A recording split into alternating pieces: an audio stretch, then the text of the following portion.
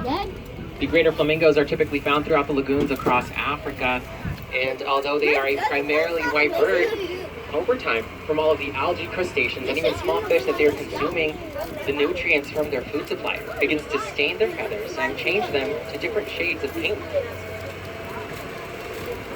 The flamingos are using their colors in order to attract a partner by simply performing a mating dance.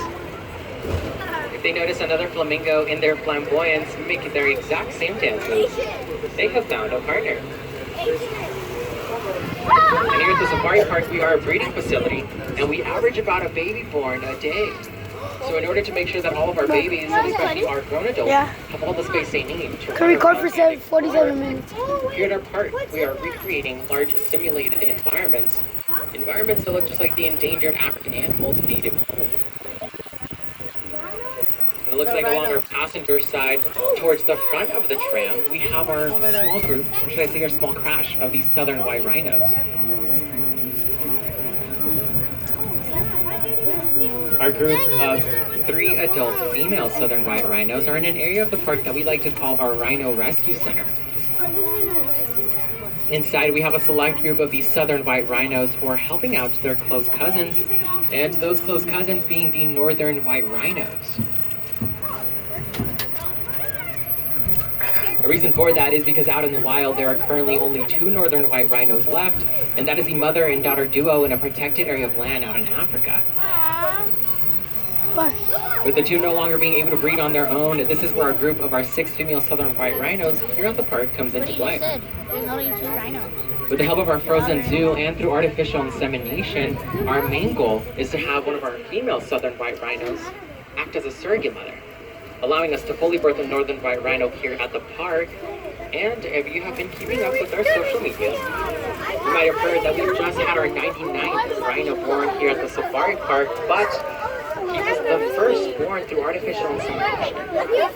Little baby boy Edward is only about a month old, and he is the first southern white rhino born through artificial insemination in the entire North America, giving us hope for a better future for not only the southern white rhinos, but the northern species.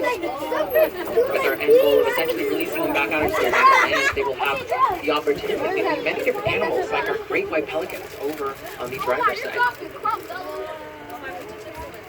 The great white pelicans are typically found along the coast of Africa and are very social birds, using a large group of their own, helping them to perform everyday activities a little bit more efficiently. At this very moment, our entire group of the pelicans are swimming around and creating little circles.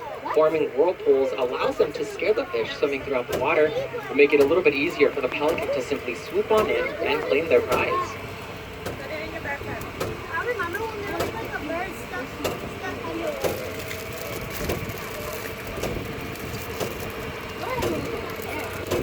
But as our pelicans are swimming around in their little lagoon, the majority of our animals are roaming throughout our dry desert plains, like the one directly to the driver's side, or just further beyond it, our grassy hillsides simulating the savannas across Africa.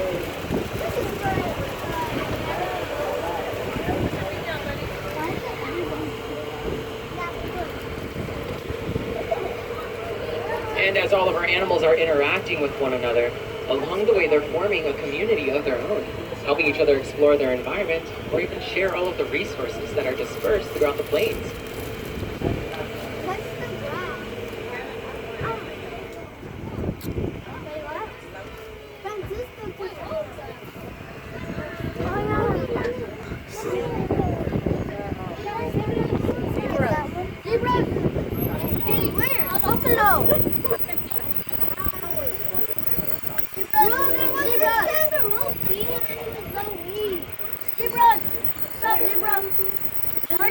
When it comes to surviving out in the wild, especially with big cats like the African lion growing nearby, many different animals are going to be relying on their own groups or own body color to remain hidden, or in some cases flee their predators.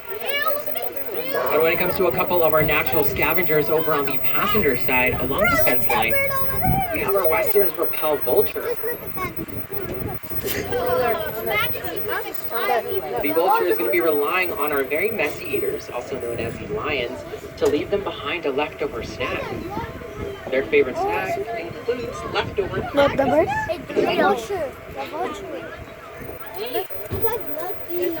Where's the vulture? And although these natural scavengers get a very bad reputation, especially in movies or even Right behind the what? they're actually doing a lot of good, especially for our ecosystem. There's a better here. As they're consuming the Oh, that one? they're also eating away all of the dangerous bacteria and diseases that could potentially seep out and pollute the air and the water, putting many different animals found out in Africa at risk. The vultures. Oh, you saw them? Yeah. But by simply getting a snack, these natural scavengers are making Africa a much healthier and safer environment. But I'm recording that. What the heck is that? Is that a woodchuck? I'm kidding. One of our small little river hawks over on the passenger side is another natural scavenger, very similar to the vulture. But in their case, they're typically found roaming throughout the dense African Aren't those anteaters? As they're looking for a snack, they're also using their small size and their unique red body color Oh, yeah, it's a hog. to blend in. It's a red hog. Yeah. With big guys like the African lion or even the South African cheetah only being able to see in black and white or different shades in between, many different animals are going to be sticking to areas that match their own body color. By simply standing or even laying completely still, the animal is practically become invisible. Wait, they come invisible?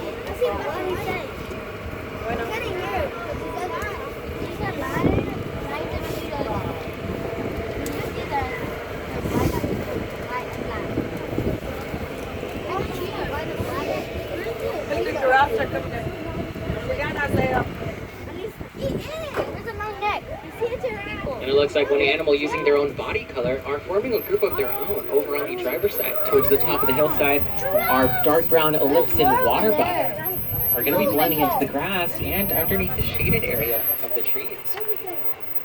Not only are they able to find a snack from up there, but they're also using the hillside as a perfect lookout tower.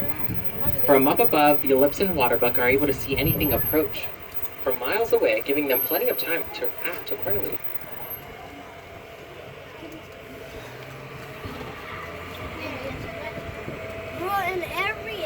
But while many animals are getting creative and using their environments to see predators, over on the driver's side, we have a couple of our taller friends who are naturally born with it.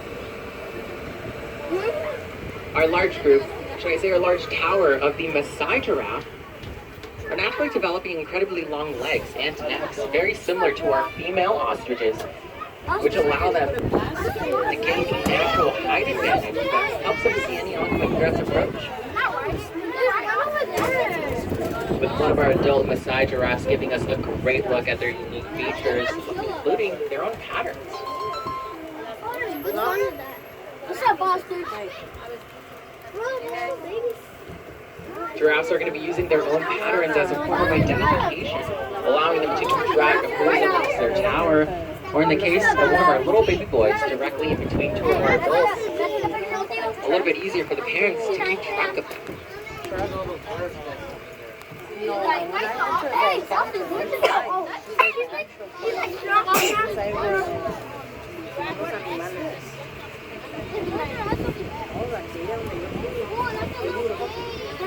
With giraffes commonly being referred to as the watchtowers of Africa, essentially they are the alert system that's going to be helping on many animals like our large white-tanned pattersons roaming right at the center of our environment. If at any point our Pattersons notice that the giraffe has been spooked or startled by something that they are not aware of, it's going to force the Pattersons to go on high alert and face in different directions and be very cautious of their movements. A big reason as to why we are housing the giraffes within the safari park is to help bring awareness to them. Unfortunately for the giraffes, out in the wild, they are currently facing what is called a silent extinction. Labeled silent because not a lot of information is known about giraffes, therefore not a lot of info is being spread about them either. And in most cases, many adult giraffes are typically being hunted by poachers for the use of their brains. Due to the misinformation being spread amongst different societies and cultures out in Africa, it is thought to believe that a giraffe's brain is secure to HIV.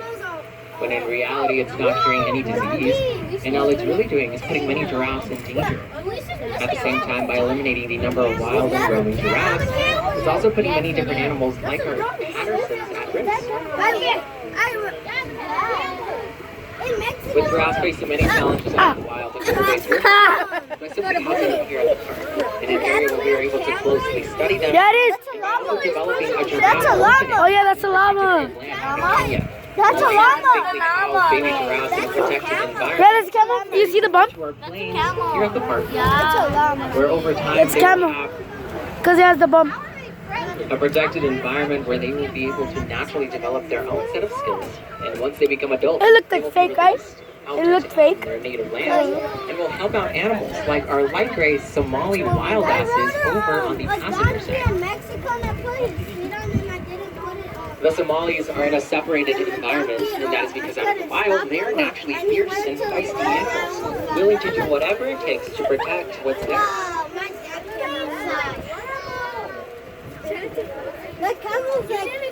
The Somalis are found surviving throughout the desert environments and are going to be naturally using their own gray body color to blend in amongst the desert sand. Adrian, look at the other train. Spots on their mouths and their That's legs, where we're gonna go. allowing them We're gonna go all the way up to there. advertise their best features. If they see another competing animal wander into their territory, they will use their mouth or their legs to bite or stomp their way to a 12:29. We're about to leave in like 11 minutes. Are we about to leave?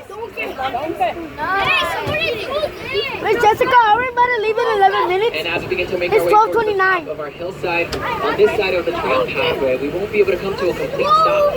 And that's because we have two bomas over on our driver's side, with one of ours holding an impact rhino, our little girl Arya. She is very new to the park, so by simply driving right by her, we are giving her all of the space she needs to get adjusted.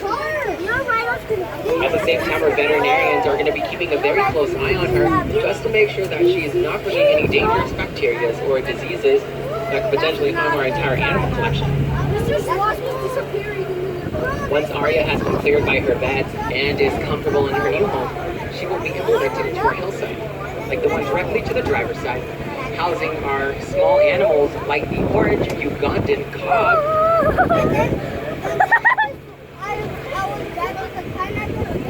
who have claimed a perfect spot to both use it as a lookout tower and grab a snack. Very similar to our large group of the Bambi, it's Bambi. right on the side of the hillside. It's Bambi. Bambi. That's Bambi. Gotta save the goats. Save the turtles. Save the turtles. Save the turtles.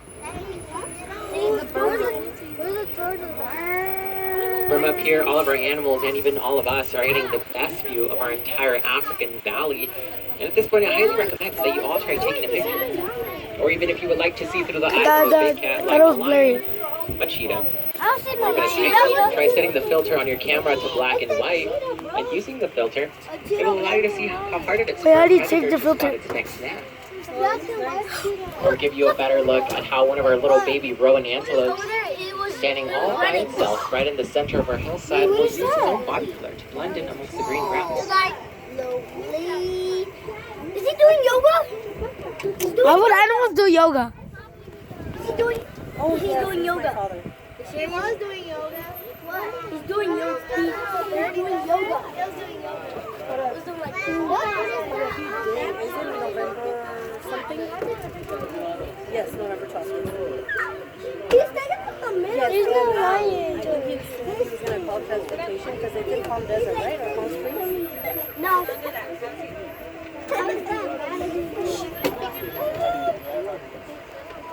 Okay, but yeah, he said he was going to go ahead and With so many different endangered animals relying on their own native plant species to survive in, here at the safari park, the exact same way that we are setting aside an area of land to help out and protect our endangered animal species, we're doing our part to help out the endangered plant species as well. Whether they are plants coming from Africa, Asia, Australia, or believe it or not, even within our own I was about to backyard. hit myself again. At this very moment, we are in one of the most endangered habitats found within the entire United States, housing the endangered California coastal sage-grouse. All of the brown plant life that you see growing over on the passenger side is the sage grub.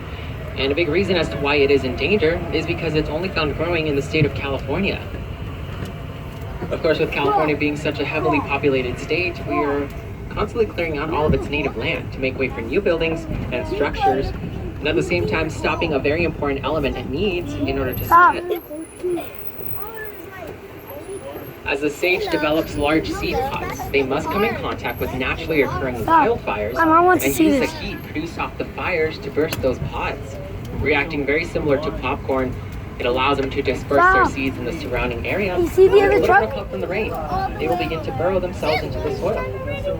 Yeah, it's already lunchtime. As it starts to bloom, it'll spread and completely take over environments like our hills surrounding the safari park. Throughout the process, it's also creating new homes and essentially new grocery stores for our own local animals to find resources throughout.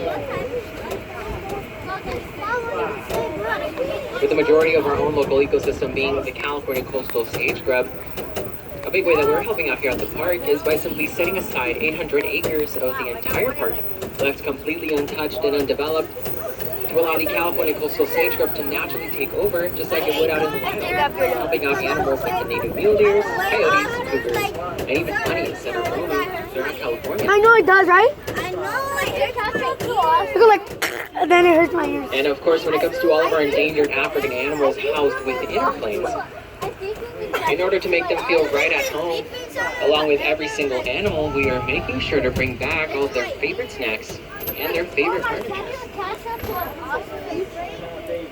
All of the plants you see growing inside, whether it's the trees, the flowers, or even the grass, has been brought back from Africa and planted within. Bambi! Bambi By from the recreating and movie. implementing those exact same resources Hey, that every sit single down. animal depends on What Bambi? in order to survive within our plains, it motivates them to maintain all of these skills they've learned out in the wild, and once they are housed here at the park, come up with new creative ways they're able to seek shelter or food, giving them a much better chance to survive out in the wild, especially when you are as small as to our light-tanned springbok over on the driver's side. Out in the wild, these springbok are having a very hard time surviving, especially with predators as fast as the South African cheetah. Due to their small size, a cheetah is essentially thinking of them as wild and roaming chicken nuggets, meaning that the majority of their lives is typically spent blending into their surroundings and staying as a large group. That's a burnt potato. Right there. It's a burnt, If at it's a any burnt point you see potato. a predator get a little bit too close, It roasted the potato. their entire group will jump up into the air, No. allowing them to leave the What's your chicken mouth words? and giving them plenty of time Go to find a better hiding spot.